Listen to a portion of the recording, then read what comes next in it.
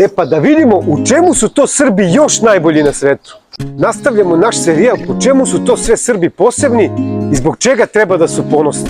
A pošto sam onomad ispričao kako je to kad Srbin ide u goste i kako nikad u goste ne ide praznih ruku, ajde sad da vidimo kako Srbin dočekuje goste. Moj brale, tek to da vidiš. U Srbiji je bre gost svetinja.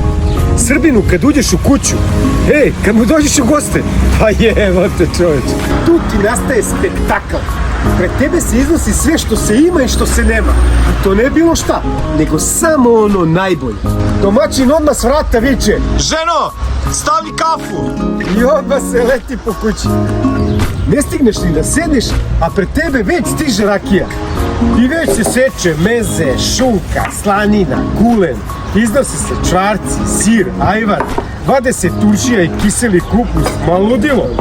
Puni se sto pred tobom dok si rekao keks.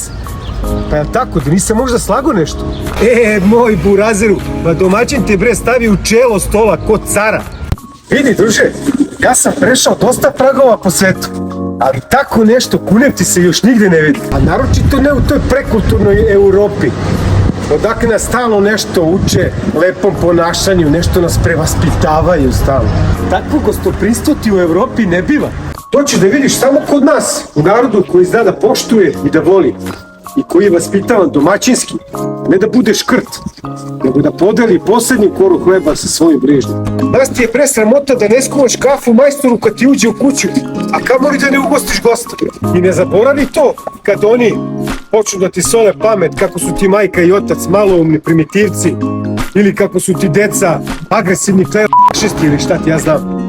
Od takvih kad im uđeš u kuću daleko bilo, nećeš dobiti ni čašu vode da ugasiš žeđ.